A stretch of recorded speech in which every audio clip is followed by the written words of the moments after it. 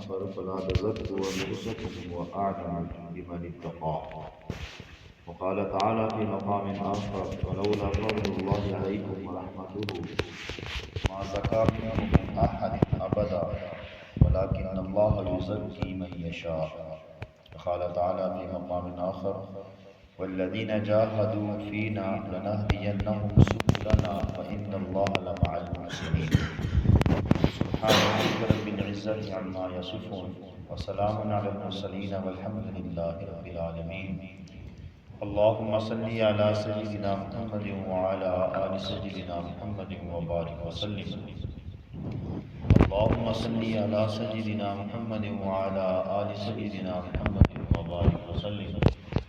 اللهم صل على سيدنا محمد وعلى آل سيدنا محمد وبارك وسلم.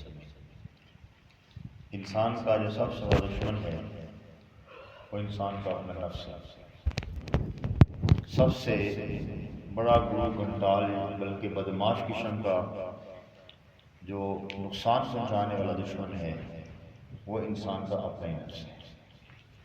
لہذا آج کی مجلس میں مختصر سے وقت کے اندر کسی نفس کی شرارتوں اور پھر اس سے بچنے کے طریقے بتائے ہیں، کیونکہ ظاہر سی بات ہے جب بندے کو پتہ چل جائے کہ میرا کون دشمن ہے پھر بندہ اس سے بچنے کی تدبیریں کرے. جب ہمیں یہ اندازہ ہو جائے گا کہ ہمارا نفس ہمارا سب سے بڑا دشمن ہے تو پھر ہمیں جو سجو ہوگی، ہمیں طلب ہوگی کہ ہم اس دشمن سے کیسے بچیں. اور اگر ہم دشمن سے نہیں بچ سکیں گے تو دشمن میں نقصان پہنچائے. جیسے زہری دشمن اگر ہم اس سے احتیاط نہ کریں تو ہمیں مار ڈالتے ہیں، تو انسان محتاط رہتا ہے، احتیاط سے زندگی گزارتا ہے، ڈر کے رہتے ہیں. بالکل اسی طرح انسان کو جب یہ یقین ہو جائے کہ میرا اپنا نفس کتنا بڑا دشمن ہے پھر انسان احتیاط سے زندگی گزارتا ہے، بچنے کی کوشش کرتا ہے، تدبیریں اختیار کرتا ہے کہ اس کی کیا کارستانی ہے اور اس کی کیا نقصانات ہیں. اسی نفس نے عزازیل کو طاؤس الملائکہ سے ابلیس بنایا تھا. جو ابلیس تھا، شیطان تھا، یہ فرشتوں کا بھی سردار تھا. آسمانوں میں اس کو شیطان سے پہلے طاؤس الملائکہ یا عزازیل کا لقب دیا گیا، لیکن نفس کی مکاری نے اس کو شیطان بنا دیا، ملعون بنا دیا. کسی نفس نے ہی قابیل کو حابیل کے قتل پر آمادہ کیا تھا. سب سے پہلا جو دنیا میں گناہ ہوا، بڑے گناہوں میں اس کو قتل. اور قتل کیوں ہوا؟ اسی نفس کی کارستانیوں کی وجہ سے. یہی نفس ہے انسان کو جو جنت سے رستہ بلا کر جہنم کے رستے پہ ڈال دیتے ہیں. اسی نفس کی خواہشات کی وجہ سے انسان اللہ کو بھولتے ہیں. اسی نفس کی وجہ سے انسان بڑے بڑے گناہ کرتے ہیں. اسی نفس کی وجہ سے انسان اللہ کے نبی کی تعلیمات کو بھول جاتا ہے. اور اسی نفس کی وجہ سے انسان اپنا دنیا و آخرت کا خسارہ اٹھاتا ہے. قرآن مجید میں اس نفس کو یا تزکیہ نفس کے بارے میں بیان کرتے ہوئے اللہ تعالیٰ نے ایک قسم میں 7 قسمیں کھائی ہیں.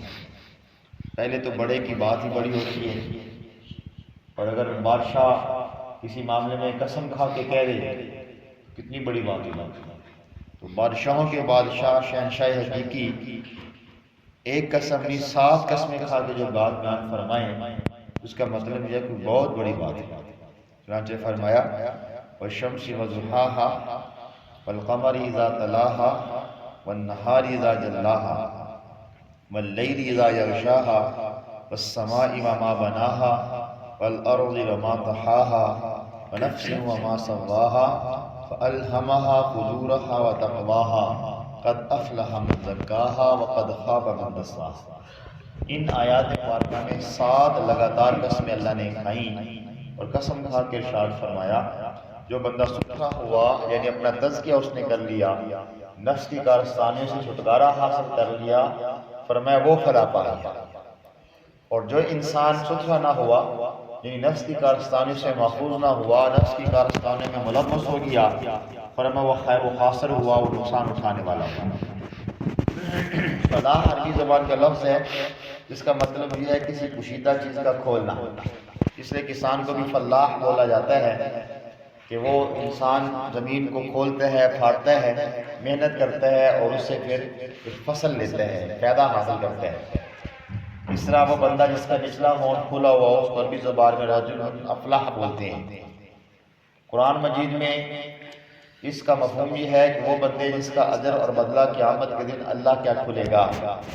تو گویا فلاح کا مطلب یہ بن جاتا ہے کہ ایسی کامیابی جس کے بعد ناکامی نہ ہو، ایسی عزت جس کے بعد ذلت نہ ہو، اور اللہ رب العزت کا ایسا قرب جس کے بعد دوری نہ ہو۔ تو اللہ تعالیٰ نے نفس انسانی کو پاک کرنے کے لیے قسمیں ساتھ کھائیں، اور 7 قسموں کے بعد فرمایا جس نے اپنے آپ کو پاک کر لیا اور ستھرا کر لیا فلاح اس کو نصیب ہونے والی ہے۔ یعنی ایسی عزت اس کو ملنے والی ہے جس کے بعد ذلت نہیں، ایسی کامیابی اس کو ملنے والی ہے جس کے بعد ناکامی نہیں، ایسا اللہ کا قرب اس کو ملنے والا جس کے بعد اللہ سے دوری نہیں ہے۔ یہ کس آدمی کے لیے انعام ہے؟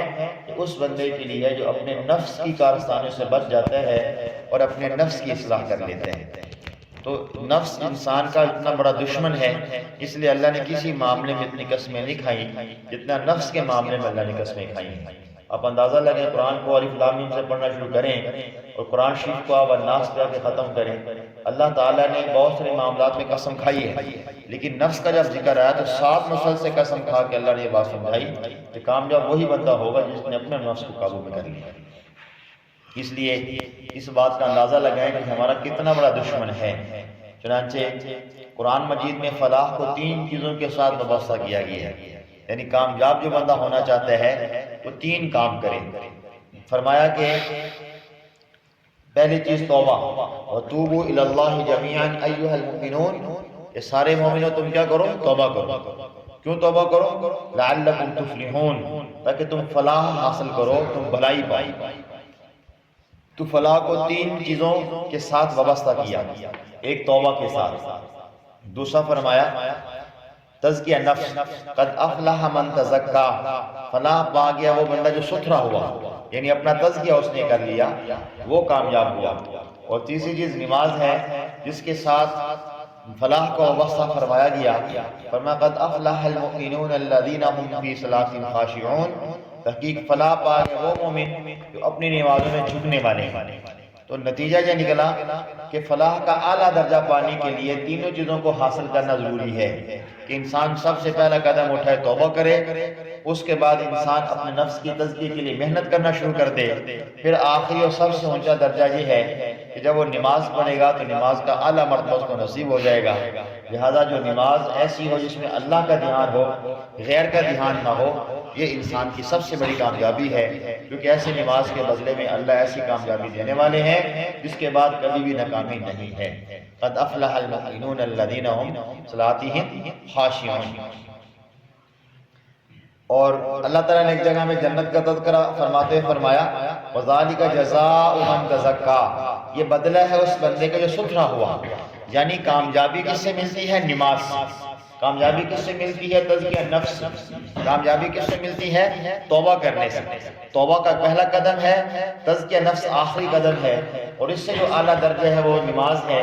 جو بندہ نماز کو بنا سنوار کے پڑھنا شروع کر دیتا ہے، باقی بھی معاملات اس کے اچھے ہو جاتے ہیں، اور پھر جب انسان کو نماز اچھی مل جاتی ہے تو پھر اللہ تعالیٰ اس بندے کو آخرت میں اونچا درجہ عطا فرماتے ہیں۔ اور یہ کس بندے کو؟ فرمایا کہ ذَلِكَ جَزَاءُ مَن تَزَكَّىٰ، یہ جنت کس کو مل رہی ہے، یہ کامیابی کس کو مل رہی ہے؟ اس بندے کو جس نے اپنا آپ صاف کر لیا، اپنا من ستھرا کر لیا۔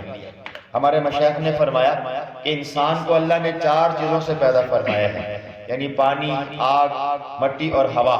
ان چاروں عناصر کے جو ہے نا انسان کے اندر اثرات ہوتے ہیں۔ کسی آدمی کے اندر ایک جز غالب آ جاتا ہے تو کسی میں دوسرا جز غالب آ جاتا ہے، کسی میں تیسرا۔ اب اس کی نشانی بھی بتا دی ہے۔ فرمایا اگر پانی کا عنصر غالب ہوگا وہ بندہ بڑا عقل مند دانا بھی نہ ہوگا، ہوشیار ہوگا، اس میں مکاری ہوگی۔ اس لیے ایسے لوگوں کی طبیعت میں سیلانی ہوتی ہے۔ سیلانی کا مطلب یہ ہے ایک بڑا تیز تراز بنتا پھرتا ہے، عیاری ہوتی ہے، مکاری ہوتی ہے، جس کی وجہ سے اپنے آپ کو انسان عقل مند سمجھتا ہے۔ اور اگر انسان کی طبیعت کے اندر آگ کا جز غالب آ گیا یا آگ کا اثر غالب آ گیا تو ایسا آدمی حریص ہوگا، چونکہ آگ کے اندر یہ جو ہے نا وہ ہرس پائی جاتی ہے۔ یہ اثر ہوتا ہے آگ کا کہ آگ جو ہے نا وہ ہر چیز کو جلا کے بھسم کر دیتی ہے، پھیلتی ہے، جلدی لپٹ میں لے لیتی چیز کو۔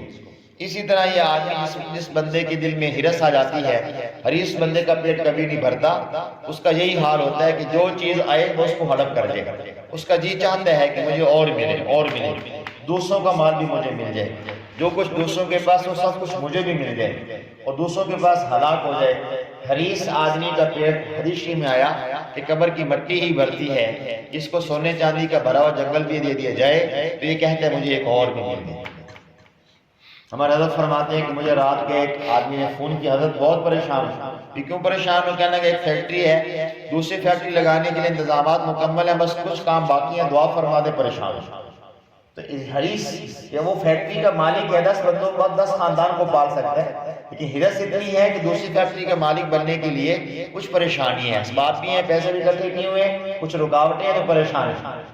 تو حرص انسان کے اندر جب آتی ہے تو انسان کو پھر کہیں کا نہیں چھوڑتی، جیسے آگ کسی چیز کو نہیں چھوڑتی، حریص آدمی کی بھی یہی حالت ہو جاتی ہے۔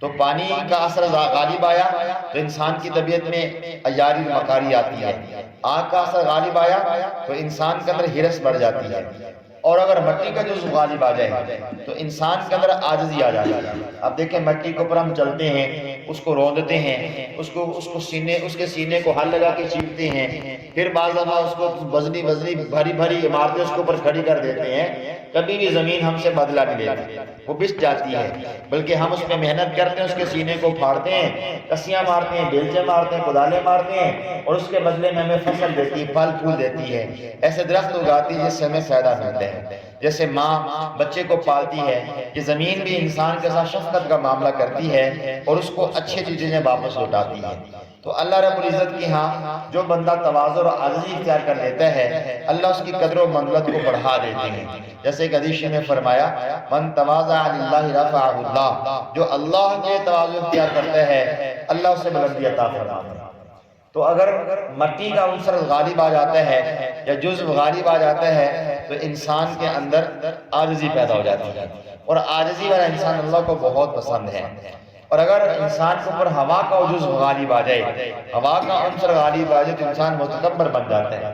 آپ دیکھیں نا، جس چیز میں ہوا ہوتی ہے تو وزنی چیزوں کو اٹھا لاتی ہے، تو یہ انسان بھی پھر ہوا میں اڑتا رہتا ہے، اس کے زمین پہ قدم نہیں ٹکتے۔ فٹ بال آپ نے دیکھا جب بچے فٹ بال کھیلتے ہیں، جس فٹ بال میں ہوا ہو تو ہلکی سی کک مارو تو کیسے اڑتی ہے، ادھر جا رہی ادھر جا رہی ہے۔ تو جس بندے میں ہوا ہوگی نا، یعنی ہوا کا جو غالب ہوگا تو تکبر میں اڑتا، پھر کسی کو کچھ سمجھے گا نہیں، ہر وقت ادھر اور ادھر اس کی اڑان اونچی ہوگی، وہ دوسروں کے اوپر نظر نہیں ڈالے گا، بلکہ وہ جو ہے نا وہ خوب اچھلتا ہے، کودتا ہے، بڑے مارتا ہے، شیخیاں بھی کھاتا ہے، اور اسی وجہ سے متکبرانہ چال چلتا رہتا ہے۔ تو ایسے لوگوں کے اندر جس میں ہوا کا جزو غالب ہو تو وہ ان کے اوپر اگر کسی طرح کا نیکی کا کھول چڑھا بھی ہو تو وہ اپنا تکبر ظاہر کر کے رہتی ہیں۔ تھوڑی سی بیوی سے انبن ہو گئی تو اب ان کی گالیاں سننے والی ہوں گی، اب یہ جناب اوپر اس نے جو ملمہ سازی کی نا دینداری کی سب ختم، اب اس نے داڑھی رکھی ہوئی ہے تو اب گالیاں بک رہے ہیں، نماز بھی پڑھتا ہے تو غصے کے وقت میں کیا کر رہا ہے، دوسرے کے گریبان پکڑ کے کھڑے، تو وہ جو اس نے ملمہ سازی کی ہے یا اوپر سے ایک لبادہ پہنا ہوا وہ سارا ختم ہو جاتا ہے، وہ سارا ہوا چلا جاتا ہے۔ کیوں؟ اندر نفس کی اصلاح نہیں ہوئی نا، تو وہ اندر کا جو من ہے وہ پاپی ہے، اندر کی جو بیماری ہے وہ انسان کو مجبور کر رہی ہے، کیونکہ جو اندر ہے وہ باہر آ رہا ہے۔ لہٰذا یہ نمازی بھی ہے، پرہیزی بھی ہے، اور جناب یہ داڑھی والا بھی ہے، لیکن جب تھوڑا دوسرے کے ساتھ معاملے میں انبن ہوگی تو اس کی زبان سے لمبی لمبی گالیاں نکلیں گی، اس کی زبان سے بڑے بڑے بول نکلیں گے، بڑی تہمت کی باتیں نکلیں گی۔ یہ عورت ہے، حاجی حجن ہے، نمازی ہے، ماشاءاللہ بڑی پرہیزگار ہے، لیکن اندر اگر تکبر ہے، تھوڑی سی کسی عورت کے ساتھ مسٹیک کا معاملہ ہوگا تو فوراً لمبی لمبی اس کی جو ہے نا وہ گالیاں ہوگی جو سننے کے لائق نہیں ہوگی۔ اس کی لمبی دراز زبان سے اس کا خامد بھی تنگ ہے، اس کے بچے بھی تنگ ہیں، اس کے محلے والی عورتیں بھی تنگ ہیں۔ نبی علیہ السلام کے پاس کچھ حضرات آئے، صحابہ نے عرض کیا اللہ کے نبی صلی اللہ علیہ وسلم، فلاں محلے میں رہنے والی جو خاتون ہے وہ بہت عبادت گزار ہے، نیکوکار ہے، دن بھر روزہ رکھتی ہے، رات کو عبادتیں کرتی ہے، لیکن اس کی زبان سے لوگ محفوظ نہیں، تھوڑی سی انبن ہو جائے گالیاں بکتی ہے، غیبتیں کرتی ہے، الزامات لگاتی ہے، لوگ اس سے بڑے تنگ ہیں، پریشان ہیں، عورتیں اس سے بڑی تنگ ہیں۔ حضور نے فرمایا ایسی عورت جہنمی ہے چاہے وہ عبادت گزار کی۔ پھر حضور کو بتایا کہ اللہ کے نبی صلی اللہ علیہ وسلم ایک ایسا آدمی ہے جو سارا دن فارغ اپنی دنیا کے مشغول کام میں مشغول یا سوئے رہتا ہے، رات بھر سویا رہتا ہے، فرض واجبات کے ساتھ کچھ عبادت نہیں اس کے پاس، لیکن جس کی زبان سے لوگ محفوظ ہیں، فرمایا عبادت گزار نہیں بھی ہے تو اگر زبان سے محفوظ ہے تو آدمی جنت ہے۔ تو انسان میں جب تکبر آ جاتا ہے تو پھر اس آدمی سے قیامت آدمی دوسرا محفوظ نہیں رہ سکتا۔ اس لیے آپ متکبر آدمی کی پہچان دیکھنی ہو تو اس کو غصے میں دیکھیں کہ غصے میں وہ کیا بکتا ہے، غصے میں کیا بولتا ہے۔ غصے میں بھی اگر اخلاق کا دامن نہیں چھوڑتا، غصے میں بھی آپ کے ساتھ بات وہ کرتا ہے کرنی چاہیے۔ اگر غصے کی حالت میں وہ گالیاں بکتا ہے، غصے کی حالت میں نازیبا بات کہتے ہیں، نازیبا حرکت کرتے ہیں، جھگڑا کرتے ہیں، آپ کا گریبان پکڑ لیتے ہیں، آپ کو ذلیل کرنا شروع کر دیتے ہیں، اس کے سامنے بیوی ہو، بچے ہوں، دوست ہوں، احباب ہوں، رشتہ دار ہوں، محلے والے ہوں، وہ کسی کی لاج نہ رکھے، تو یہ وہ آدمی ہے جس کے اندر ہوا کا جز غالب ہے اور یہ متکبر ہے، اور یہ تکبر کی وجہ سے انسان اگلے کو ذلیل سمجھ رہا ہے، حقیر سمجھ۔ تو یہ جو نفس کے اندر اللہ نے یہ جو اجزاء رکھے ہیں، کیونکہ انسان بنائی چاہتے ہیں ہوا، پانی اور مٹی، تو ان میں کوئی نہ کوئی جو انسان کو پر غالب آتے ہیں۔ اب اس کی اصلاح کے لیے اللہ نے قسم کھا کر فرمایا کہ اپنی اصلاح کرو وگرنہ تم نقصان اٹھاؤ گے۔ اس نفس کو قابو میں نہیں کرو گے تو کیا اٹھاؤ گے؟ نقصان اٹھاؤ گے۔ جیسے ایک گھوڑا ہو، آج کل تو گھوڑے کم ہے کہ لوگ آج کے دور کی مثال دیتے ہیں، انسان کو گاڑی چلانی آتی ہو نا، ڈرائیونگ کرنی آتی ہو، تو انسان گیئر لگا کے تھوڑی سی ریس دیتا ہے تو گاڑی چل پڑتی ہے۔ اب اس کو رستے کا پتہ ہے، روڈ اچھا ہے، گاڑی کا اسٹیئرنگ اس نے پکڑا ہوا، تجربہ ہے، دوسرا گیئر میں گاڑی کو ڈالے گا گاڑی تیز ہو جائے گی، تیسرے میں ڈالے گا گاڑی اور تیز ہو جائے گی، چوتھے میں ڈالے گا گاڑی اور تیز، حتیٰ کہ وہ پانچویں گیئر میں فل سپیڈ سے گاڑی کو بھگا رہا ہوتا ہے، حادثے سے بچ رہا ہے، نقصان سے بچ رہا ہے، اور منزل کی طرف بڑی تیزی کے ساتھ روانہ ہے، کوئی نقصان اس کو نہیں ہے، کسی قسم کا نقصان دوسروں کو بھی نہیں پہنچا، کیونکہ تجربہ کا ہے، گاڑی کو پر اس کی گرفت مضبوط ہے، گاڑی چلانا جانتا ہے۔ لیکن آپ ایسے آدمی کو گاڑی پہ بٹھا دیں جس کو تجربہ نہیں ہے، گاڑی چلانی نہیں آتی، اب یہ گاڑی کو لے جانے کی بجائے گاڑی اس کو کسی کھائی میں گزار دے گی، کیوں؟ چلانا نہیں آتا۔ اب یہ گاڑی سہولت کی بجائے رحمت کی بجائے زحمت بن جائے گی، گاڑی اس کے کنٹرول سے باہر ہو جائے گی، یا تو یہ خود کسی کھائی میں گرے گا یا اگلے بندے کو کسی کھائی میں گرائے گا، یا تو خود ہلاک ہوگا یا پھر اگلے بندے کو ایکسیڈنٹ کر کے دوسرے بندے کو موت کے گھاٹ اتارے گا۔ بالکل نفس کی مثال ایسی ہی ہے، اگر ہم نے اس کو قابو میں کر لیا تو اللہ فرماتے ہیں قد افلح من زکاہا، وہ کامیاب ہو گیا، وہ اپنے منزل مقصود تک پہنچ گیا، وہ جنت میں چلا گیا۔ لیکن فرمایا کہ جس بندے نے اس کا تزکیہ نہیں کیا اور اس کو قابو کو کنٹرول میں نہیں کیا تو فرمایا کہ وہ انسان خائب و خاسر ہو گیا، وہ جہنم کی وادی میں گر گیا۔ تو اللہ تعالیٰ نے قسمیں کھا کر ہمیں یہ بات سمجھائی ہے۔ باطنی بیماریوں کا اکثر تعلق نفس کے ساتھ ہوتا ہے، اس کا ثبوت قرآن عظیم الشان میں بھی ہے۔ شہوات کا تعلق نفس کے ساتھ، فرمایا وَلَكُمْ فِيهَا مَا تَشْتَهِي أَنفُسُكُمْ وَلَكُمْ فِيهَا مَا تَدَّعُونَ، کہ تمہارے لیے وہاں وہ ہے جو تمہارے دل کی چاہت ہے، اور تمہارے لیے وہاں جو کچھ ہے وہ مانگو گے تمہیں ملے گا۔ تو اشتہا کا تعلق نفس سے ہے، جتنی بھی خواہشات ہیں، جذبات ہیں، جتنی بھی جو ہے وہ شہوات ہیں، اس کا تعلق انسانی نفس کے ساتھ ہے۔ خواہشات کا تعلق بھی انسانی نفس کے ساتھ۔ اللہ فرماتے ہیں وَنَهَى النَّفْسَ عَنِ الْهَوَىٰ، اس نے اپنے نفس کو خواہشات سے روکا، یعنی جو بندہ اپنے نفس کو نفسانی خواہشات سے روک لیتا ہے اللہ جنت اس کو عطا فرمائے گا۔ اور آگے صفحات کا تعلق، بے وقوفی کا، درندگی کا تعلق بھی انسان کے نفس کے ساتھ ہے۔ فرمایا الا من صفی نفسہ، وہی ہے جس نے احمق بنایا اپنے آپ کو۔ تو معلوم ہوا کہ بڑی بڑی باطنی بیماریاں ان کا تعلق نفس کے ساتھ ہے۔ آج ہمیں ہلکا سا بخار ہو جائے نا تو ہم اس کے علاج کی فکر کرتے ہیں، کیوں؟ بخار بڑھ گیا تو نقصان ہو سکتا ہے۔ سر درد ہو جاتا ہے تو ہم علاج کرواتے ہیں، کیوں؟ ہو سکتا ہے بلڈ پریشر ہائی ہو گیا تو نقصان ہو سکتا ہے۔ پیٹ میں درد ہو جائے علاج کرواتے ہیں، کیوں؟ پیٹ درد بڑھ گیا تو ہو سکتا ہے بڑا نقصان ہو سکتا ہے۔ تو ہم ایک چھوٹی سی بیماری کے لیے اتنی فکر مند ہو گئے، کیوں کہ ہمیں یقین ہے اس بیماری کی وجہ سے نقصان ہو سکتا ہے۔ یقین کریں جو روحانی بیماریاں ہیں یہ اتنی مہلک بیماریاں ہیں کہ ایک ایک بیماری کی وجہ سے انسان کو دنیا میں نقصان نظر نہیں آ رہا، لیکن آخرت میں نقصان یہ ہے کہ اس نفسانی بیماری کی وجہ سے انسان کو ایک ایک بیماری جہنم میں لے جا سکتا ہے۔ اس لیے روحانی بیماریوں کا علاج جسمانی بیماریوں سے بھی زیادہ اہم ہوتا ہے۔ ہم اس کے بارے میں غفلت برتتے ہیں اور وہی بیماریاں لے کے ہم قبر میں اتر جاتے ہیں۔ پھر اب ہوتا کیا ہے، جب انسان انہی بیماریوں کے ساتھ قبر میں جاتا ہے تو غالباً حضرت علی رضی اللہ عنہ فرمایا کرتے تھے، حضرت علی رضی اللہ عنہ کی طرف یہ قول جو ملفوظ مبارک منسوب ہے، وہ فرمایا کرتے تھے کہ جو کچھ انسان کرتا یا کہتا ہے وہ اس کو قبر میں اس کا سامنا کرنا پڑتا ہے۔ مثال کے طور پر صدقے کی بات کہی، نیکی اور بھلائی کی بات کہی تو قبر میں اس کے لیے پھول بن جائے گا، قبر میں اس کے لیے خوشبو بن جائے گی، قبر میں اس کے لیے نعمت بن جائے گی۔ کوئی اگر بری بات زبان سے برا فعل برا قول جب اپنے بدن سے برا فعل کیا، کوئی گندا کام کیا، کوئی گناہ کا کام کیا، فرمایا وہی اس کا قول فعل قبر میں سانپ بچھو بن کے آئیں گے۔ لہٰذا اس نے کسی کو گالی نکالی، ایک گالی نکالی تو ایک بچھو بن گیا، دو گالی نکالی دو بچھو بن گئے، تین گالی نکالی تین بچھو بن گئے، حرام کھایا تو وہاں سانپ بن گیا، وہی سانپ اس کے پیٹ میں کودے گا، چڑھے گا اور اس کو کھائے گا۔ اور اس طریقے سے دیگر گناہوں کی جو شکلیں ہیں وہ شکلیں کسی درندے کی شکل میں اس کے اوپر مسلط کی جائیں گی۔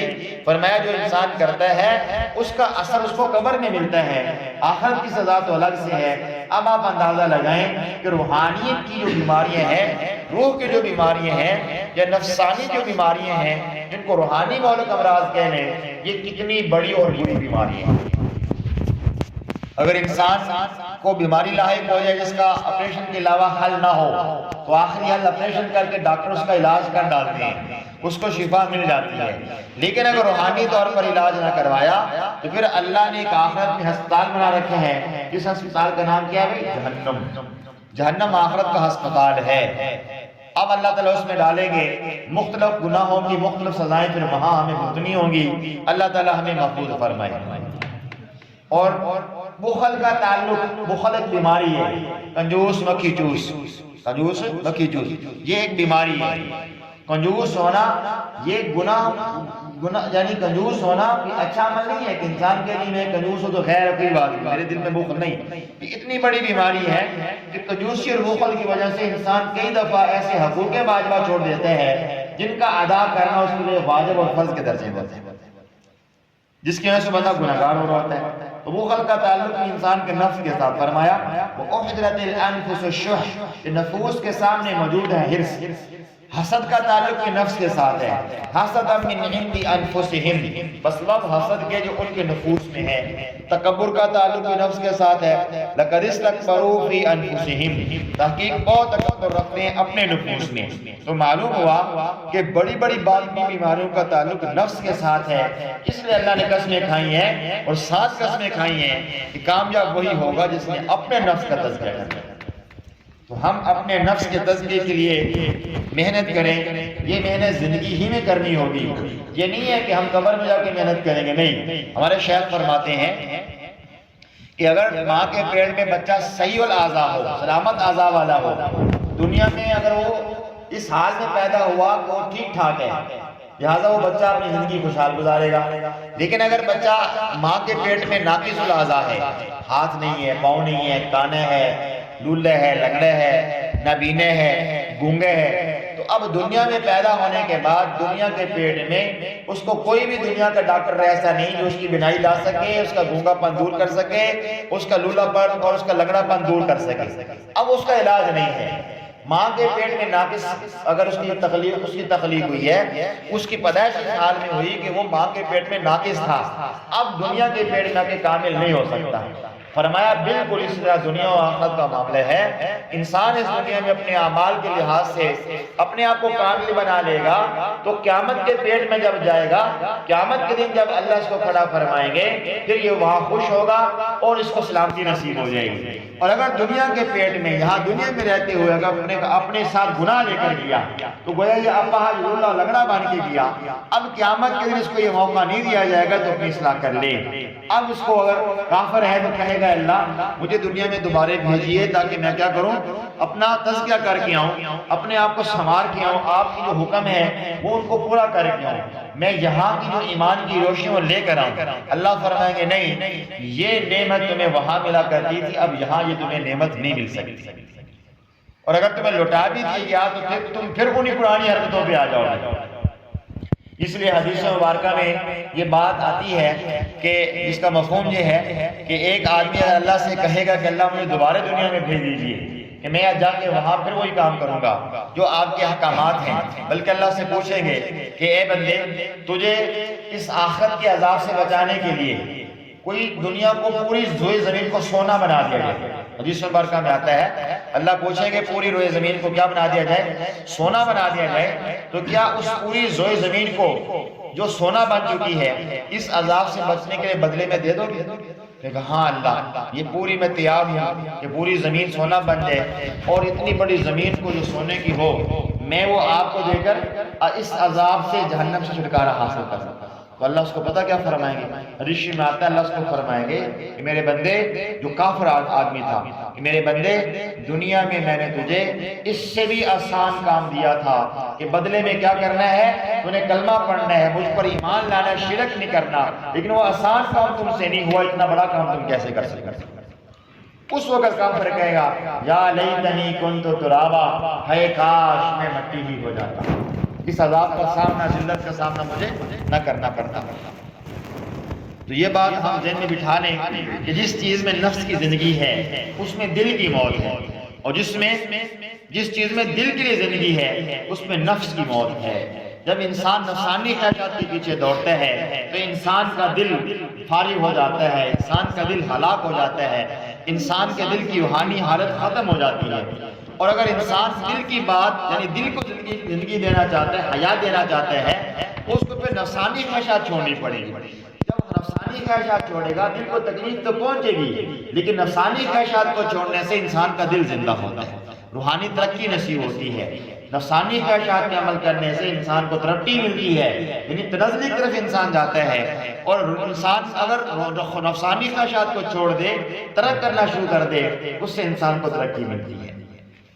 تو اللہ پاک نے یہی بات ہمیں سمجھائی ہے، قد افلح من زکاہا، کامیاب تو وہی انسان ہوتا ہے جو اپنا من صاف کر لیتے ہیں۔ اب آخر میں ہم یہ بات سمجھیں گے کہ انسان کو کیسے پتہ چلے کہ اس کا دل بیمار ہے، اس کو روحانی بیماریاں لگی ہوئی ہیں، کیسے پتہ چلے گا؟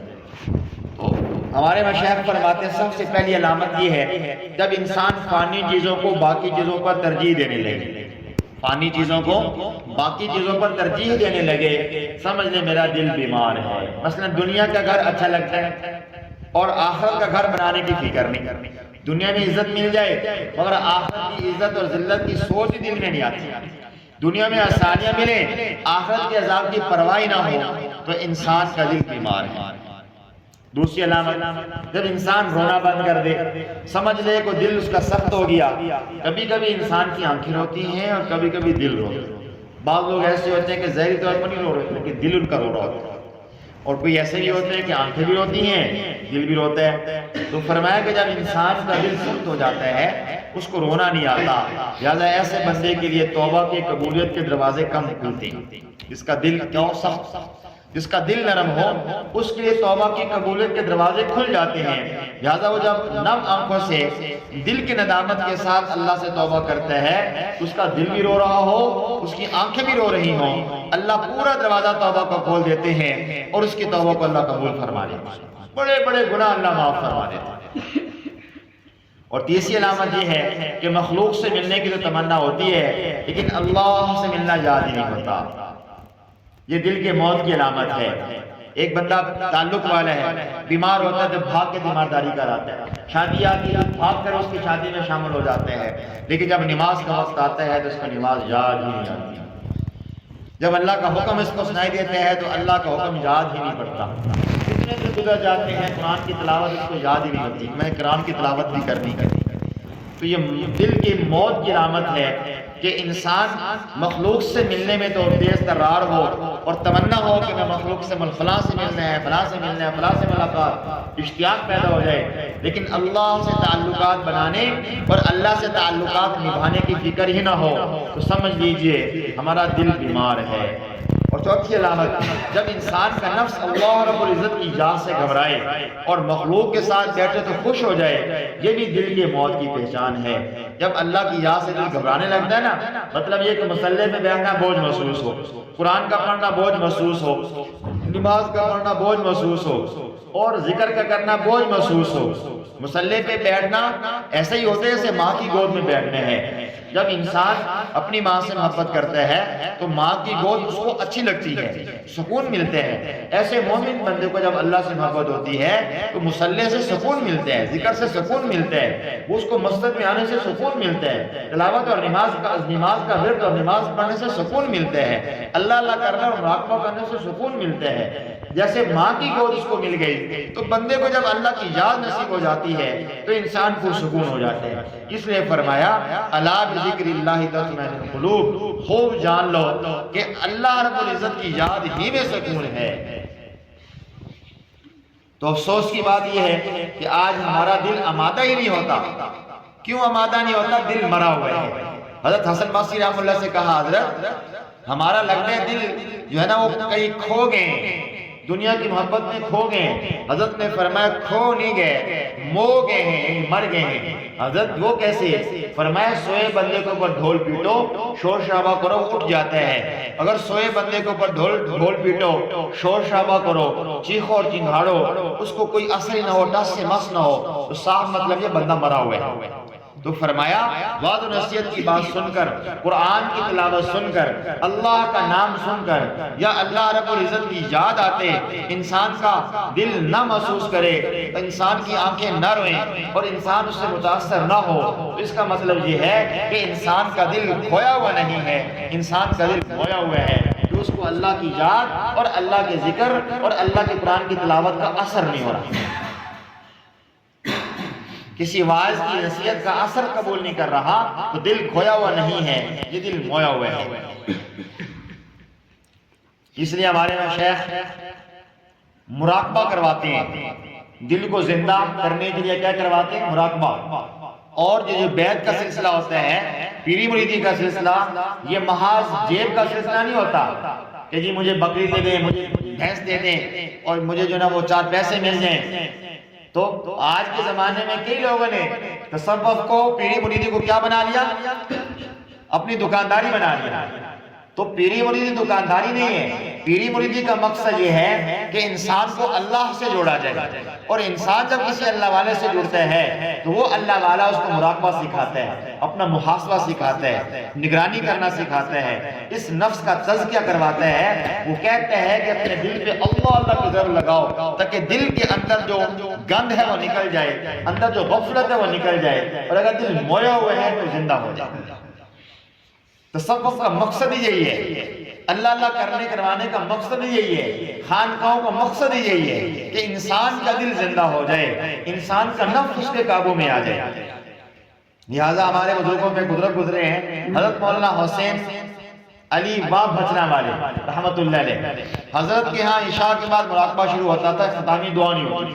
ہمارے حضرت فرماتے ہیں جب وہ مراقبہ شروع کرواتے تھے، شروع میں کثرت سے لوگ بیٹھے ہوتے تھے، کوئی 1 گھنٹے کے بعد اٹھ کے چلا گیا، کوئی 2 گھنٹے کے بعد اٹھ کے چلا گیا، کوئی 4 گھنٹے کے بعد۔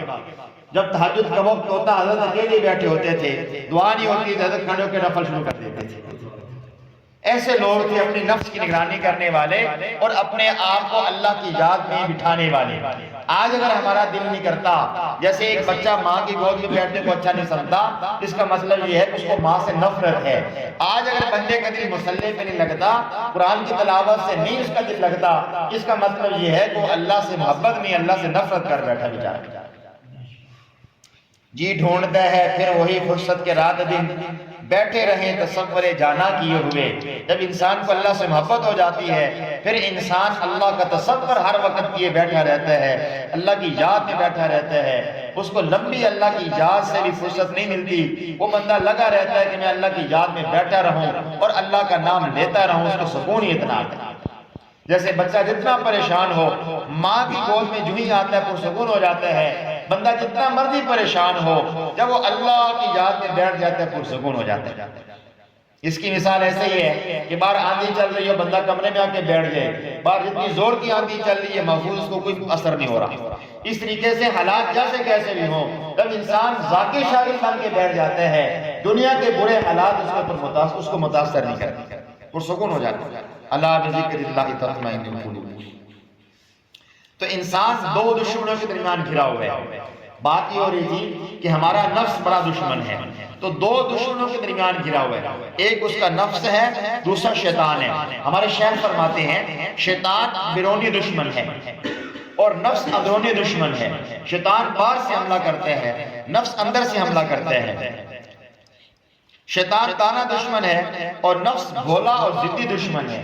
اس لیے مشائخ نے فرمایا اگر یہ تمہیں پتہ نہ چل رہا ہو کہ یہ گناہ شیطان کروا رہا ہے یا نفس، تو فرمایا اندازہ لگاؤ کہ اگر ایک گناہ کا خیال ہو جانے کے بعد دوسرا گناہ کا خیال آتا ہے، اس کے ہٹ جانے کے بعد تیسرے گناہ کا خیال آتا ہے، تو سمجھ لیجئے شیطان محنت کر رہا ہے، باہر سے حملہ ہو رہا ہے۔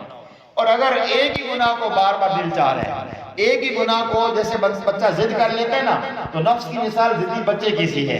اگر ایک ہی گناہ کا بار بار تقاضا ہو رہا ہے تو فرمایا پھر سمجھو تمہارا اپنا اندر کا من پاپی وہ تمہیں کوشش کر رہا ہے، وہ بیکار ہے، وہ بھٹکا رہا ہے، وہ تمہیں گناہ کروا رہے ہیں۔ اس لیے فرمایا اِنَّ کَیْدَ الشَّیْطَانِ کَانَ ضَعِیفًا، شیطان کے مکر کو ضعیف مکر قرار دیے، اور فرمایا اِنَّ کَیْدَکُنَّ عَظِیم، بے شک تمہارا مکر بہت بڑا ہے۔ انسانی مکر کو بڑا مکر کہا، شیطانی مکر کو ضعیف مکر کہا۔ آپ اندازہ لگیں، قرآن پہ غور کریں کہ شیطانی مکر کو ضعیف کہا گیا اور انسانی مکر کو کیا کہا گیا؟ یہ عظیم ہے، بڑا مکر ہے۔ بہرحال انسان خواہشات کا مجسمہ ہے، یہ خواہشات اچھی ہوں یا بری ہوں۔ مثلا میں تہجد گزار بن جاؤں، نیکوکار بن جاؤں، نمازی بن جاؤں، اللہ والا بن جاؤں، میری اصلاح ہو جائے، اچھی خواہشات ہے۔ اور بری خواہشات کیا ہیں؟ یہ میری تعریف ہو، لوگ واہ واہ کریں اور میرے پاس لوگوں کا مجمع ہو اور لوگ جو ہے میری عزت کریں، بری خواہشات ہے۔ تو خواہشات کا مجسمہ ہے۔ اب یہ نفسانی خواہشات انسان کے ضمیر میں گون دی گئی ہیں۔ جیسے آٹا گوندتے وقت عورتیں نمک ڈالتی نا آٹے میں، سارے آٹے میں مکس ہو جاتا، پتہ نہیں چلتا کہ نمک کہاں پہ ہے۔ تو اللہ تعالیٰ نے انسان کے نفس کے اندر یہ چیز ڈال دی ہے اور ساتھ حکم دے دیا اس نفسانی خواہشات کو مٹانے کے لیے اپنے نفس کا تزکیہ کرتے رہنا۔ جو تزکیہ کر گیا وہ کامیاب ہو گیا۔ قد افلح من زکاہا۔ اللہ رب العزت سے آج ہم یہی دعا مانگتے ہیں کہ اللہ تعالیٰ ہمیں لذتوں کا خوگر نہ بنائے، بلکہ اپنی محبت کا شوق ہمیں عطا فرما دے، اپنی لذت کا شوق عطا فرما دے، اپنی لقاء کا شوق عطا فرما دے، اور اپنے سجدوں کی رونق ہمیں عطا فرما دے۔ انسان اس دنیا میں رہتے اپنی خواہشات کے سمندر کو کبھی پار نہیں کر سکا۔ جتنے بھی لوگ آئے خواہشات کے پیچھے دوڑے اور تیز رفتار سے دوڑے، لیکن آج تک کوئی بھی انسان اپنی نفسانی خواہشات کو پایا تک نہیں پہنچا سکا۔ بڑے بڑے بادشاہ آئے، بڑے بڑے محلات تعمیر کیے، بڑے بڑے خزانے اکٹھے کیے، آج تک کسی انسان نے یہ نہیں کہا کہ میرے دل کی مرادیں پوری ہو گئیں۔ سب اپنی مرادیں لے کر اس دنیا سے رخصت ہو گئے، ان کی ساری مرادیں قبر میں جا کے اکٹھی ہو گئی، سب قبر میں لے کے چلے گئے، دفن ہو گئی۔ یہ ایک ایسا دنیا کی محبت کا پیالہ ہے، یہ ایک ایسا پیالہ جو بے پیندہ ہے، جس کے نیچے سوراخ ہے، پیندہ ہے ہی نہیں، نیچے کا حصہ ہے ہی نہیں۔ جتنا اس میں ڈالیں گے نکلتا جائے گا، جتنا ڈالیں گے نکلتا جائے گا، یہ پہلا بھرنے والا نہیں ہے۔ ہاں، اس کا رخ چینج کر دیں گے تو انشاءاللہ یہ ہمیں ہمارا نفس اللہ کے قریب کر دے گا۔ پھر یہ نفس ہمیں اللہ سے دور بھگانے کی بجائے یہ اللہ کے راستے پہ ڈال دے گا۔ اس لیے آج کی مجلس کا خلاصہ یہی ہے کہ سب سے زیادہ محنت اپنے آپ پہ کرنی ہے، سب سے زیادہ محنت اپنے نفس سے کرنی ہے۔ نفس اگر سمر گیا تو ہم سمر جائیں گے، نفس اگر بگڑا رہا تو یاد رکھیے گا نفس کے بگاڑ سے انسان بگڑتا ہے اور نفس کے بگاڑ سے حالات بگڑ جاتے ہیں۔ اس لیے اللہ رب العزت نے 7 قسمیں کھائیں اور 7 قسموں کے بعد فرمایا والشمس وضحاها والقمر اذا تلاها والنهار اذا جلاها واللیل اذا یغشاها والسماء وما بناها والارض وما طحاها ونفس وما سواها فالہمها فجورها وتقواها۔ 7 قسمیں کھانے کے بعد فرمایا قد افلح من زکاها۔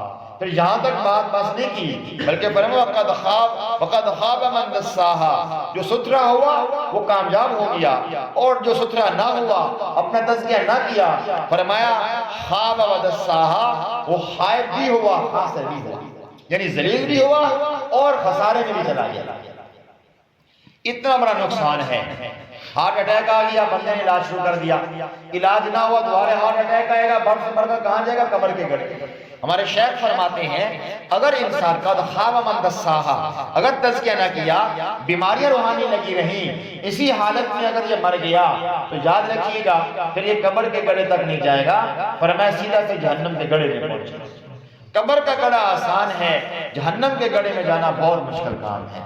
اللہ ہماری حفاظت فرمائے۔ اس لیے اپنے اصلاح کے تزکیے کے لیے مراقبہ کرنا، مشائخ کی صحبت میں بیٹھنا، اللہ کی ذرے میں لگانا، اللہ والوں سے بیعت کا تعلق قائم کر کے اپنے روحانی حالات کو ان کے سامنے پیش کرنا کہ حضرت دعا کریں حسد نہیں جا رہا، دعا کریں کبر نہیں جا رہا، دعا کریں انانیت نہیں جا رہی، دعا کریں بغض ختم ہو جائے، فلاں بھائی کی نفرت دل میں آگی، دعا کریں وہ محبت میں تبدیل ہو جائے۔ ایسی دعا کروائیں بجائے اس لیے کہ ہم آج بیعت یا تیری مریدی کو اس لیے رکھیں حضرت دعا کر دیں مال مرتا زندہ رہے، حضرت دعا کر دیں کاروبار ٹھپ ہو گیا کاروبار چل پڑے، حضرت دعا کریں فلاں جگہ رشتہ نہیں ہو رہا رشتہ ہو جائے۔ ٹھیک ہے دعائیں کروائیں، لیکن اصل مقصد تصوف کا یا تزکیے کا یہ ہے کہ اللہ والوں کے ساتھ نستی اس وجہ سے ہو جائیں کہ اللہ نے یہ راستہ اس لیے بنایا ہے کہ جو اس راستے پہ پڑھتا ہے اصلاح اسی کی ہوتی ہے۔ اپنے اصلاح کے لیے تعلق قائم کریں، کسی بھی اللہ والے سے تعلق ہو اپنی اصلاح کے لیے ہو۔ جب انسان کا من پاپی خاطی من انسان کا جب سنورنا شروع ہوتا ہے، تعلقات جب بحال ہو جاتے ہیں، سارے حالات اچھے ہو جاتے ہیں۔ حالات کب بگڑتے ہیں؟ جب انسان کا تعلق اللہ سے خراب ہوتا ہے۔ جب انسان کا تعلق اللہ سے اچھا ہو جاتا ہے تو اس انسان کے حالات سنورنا شروع ہو جاتے ہیں۔ اس لیے ہمارے مشائخ فرماتے ہیں کہ جب انسان کا تعلق اللہ سے ٹوٹ جائے اور انسان کے اعمال میں خرابی پیدا ہو جائے، فرمایا اس کے سارے معاملات منتشر ہو جاتے ہیں، اس کے زندگی کے سارے معاملات تتر بتر ہو جاتے ہیں، انسان متحیر ہو جاتا ہے، پریشان ہو جاتا ہے، اس کی سمجھ سے معاملات پار ہو جاتے ہیں، کام بننے کو جائے سنورنے کو جائے بگڑتے چلے جاتے ہیں۔ اور جب انسان کا تعلق اللہ سے ٹھیک ہو جاتا ہے، بیعت میں بندہ یہی عہد کرتا ہے کہ آئندہ کے بعد میں گناہ نہیں کروں گا، آئندہ کے بعد میں گناہ نہیں کروں گا، اور اس کو پر اپنے شیخ کو گواہ بناتا ہے۔ ہمارے حضرت فرماتے ہیں بیعت کا ایک فائدہ یہ بھی ہے کہ ایک بندہ اپنے شیخ کے سامنے اظہار کرتا ہے کہ آئندہ گناہ نہیں کروں گا، اس پہ عہد کرتا ہے، تو اللہ اس کو بہانہ بنا کے کہ میرے بندے نے میرے ایک بندے کے سامنے اس کو گواہ بنا کے توبہ کی تھی، میں اس کو آج معاف کرتا ہوں۔ تو انسان جب اللہ سے تعلق بنا لیتا ہے، انہی اوراد و وظائف سے اللہ کا تعلق بحال ہونا شروع ہوتا ہے، بگڑے ہوئے کام آسان ہو جاتے ہیں، بگڑے ہوئے حالات اچھے ہو جاتے ہیں، تتر بتر جو حالات ہوئے پڑے ہوتے ہیں وہ سارے ٹھیک ہو جاتے ہیں، زندگی کی روش درست ہو جاتی ہے اور زندگی اپنے نہج پہ آ جاتی ہے۔ اس لیے زندگی سنوارنے کا ایک ہی حل ہے کہ ہم اپنے اللہ سے اپنا تعلق درست کر لیں، قائم کر لیں، بحال کر لیں، اللہ ہمارے معاملات کو اچھا فرما دیں۔ اللہ تعالیٰ ہماری توبہ کو قبول فرمائے اور اللہ رب العزت ہمیں اپنے من کی فکر کرنے کی توفیق نصیب فرمائے۔ وآخر دعوانا الحمدللہ رب العالمین۔